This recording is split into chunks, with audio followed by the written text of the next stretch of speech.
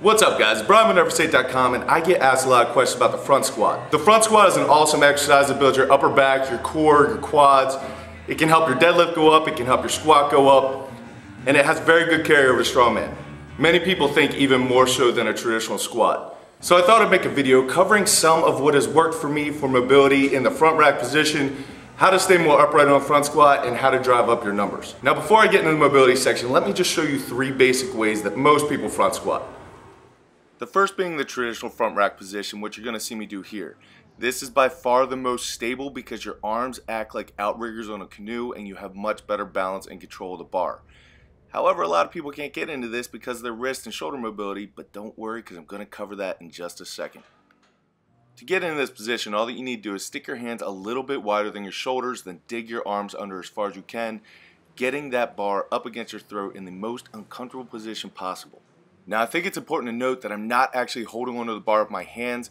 If you see this back position, it's just laying inside my fingers. It's all sitting on top of my shoulders and bone structure. A lot of people can't get in this position because they stick their hands out too wide and it ends up sticking them in a compromised position. So try moving your grip in a little bit and getting the bar out of your hands, and that position may work for you. The second common way that you'll see a lot of people perform front squats is with their arms crossed in front of them, bodybuilder style, like you see me doing here. Now I personally feel like this is a lot less stable because it changes your balance point and moves it in. That's just physics. If you can stick your hands outside your shoulders, you're going to have more balance and you're going to have more control, but a lot of people get less wrist pain and shoulder pain performing it this way, and if that's you, knock yourself out. Now if the first 2 methods didn't work for you, you can always use straps. You just wrap them around, stick the other end through the loop, and then cinch it down on the bar. This is essentially going to give you a handle for while you're performing your front squats. Doing this will definitely help alleviate some of that wrist pain if you have it, because it's going to stick your hands in a much more neutral position. However, the bar is going to be further away from you, so you're going to lose some stability. If you do choose to use straps, just make sure that you wrap them around your hand as tight as possible, and then you get your fist as close to that bar as your mobility will allow. If there's any slack at all, like you're seeing right here, you're going to lose control over that barbell. You always want to meld the bar to your body as much as possible, and since there's already a disconnect, you need to mitigate that as much as possible by slamming your hands right up against the bar, keeping it as tight as you possibly can. Alright, if you don't possess the mobility to get in that actual front squat position that I showed first, here's a couple things you can do. These are going to suck, but if you stick with it a long enough time, you will be able to get in that front rack position, which is far superior to the other 2, in my opinion. Alright, and bring on the mobility. So, all that I did here was tied off an average band to the rack, then I stick my hand through it and grab a hold. Then I turn around and I try to keep my elbow close to my head.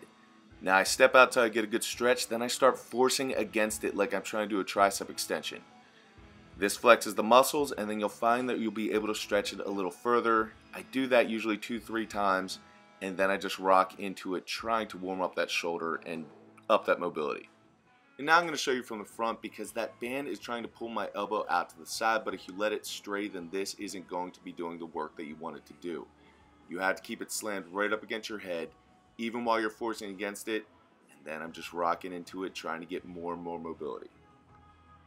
After that, I moved on this stretch right here that I call the nunchuck stretch because I don't have a better name for it, but it's exactly what you do with nunchucks.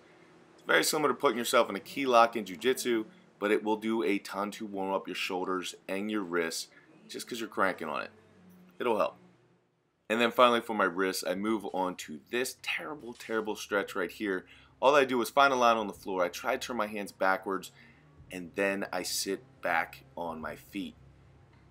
Readjust, try to crank it a little bit further, and then I sit back. This is extremely painful. Here's a side view for you guys. It's definitely going to take you a little bit to move your hands all the way backwards, but this is probably the #1 thing that helps me get into that front rack position. Now I made an enemy of some of you guys because of showing you some mobility stuff, so we're going to move on to the cues for the front squat. Try these out. They definitely work for me. Hopefully they work for you. Alright, so cue #1 is the most important, and that is to get the bar out of your hands. If you look at my position right here, it looks like I'm about ready to do a strict press. Don't do that. Get the bar supported on your shoulders by bone structure. Cue #2 is to keep your chin down and your elbows up. Whenever you raise your chin up, your arms are going to want to slide backwards, and that's going to create a slant on your front delt.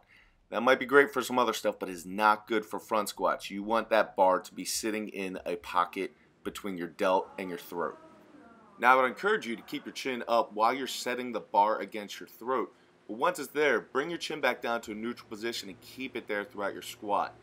If your chin stays neutral, that weight will stay where you want it to be, and that's the whole game of front squats. If your chin is up, when you drop down, the bar comes forward and you start to lose it, as you just saw. Cue number 3 is to push your knees out to initiate the descent and keep pushing them out for the entirety of the movement. As long as you do that, you will stay much more upright, which is the entire game with front squats. If you're not focused on this, your knees are going to collapse inward and your hips are going to shoot backwards. If your hips shoot backwards, the bar comes forward, and that's not going to end well. With heavy weights, when you drop down, you see my hips shoot back, the bar comes forward. That's not going to cut it. If you push your knees out, look at the difference in my back position. You'll be able to move a lot more weight that way.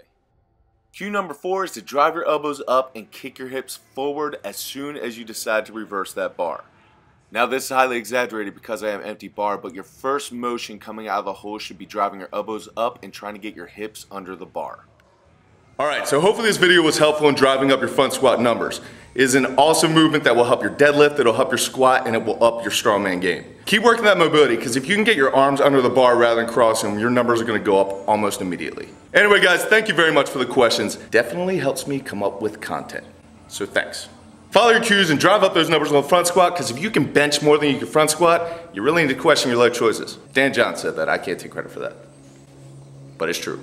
Anyway guys, thank you very much for watching. Leave in the comment section down below if this was helpful, or if there's any other topics you'd like to see me cover in the future. But until then, keep working hard, go out, do something amazing with your lives, and I will catch up with you later in the week.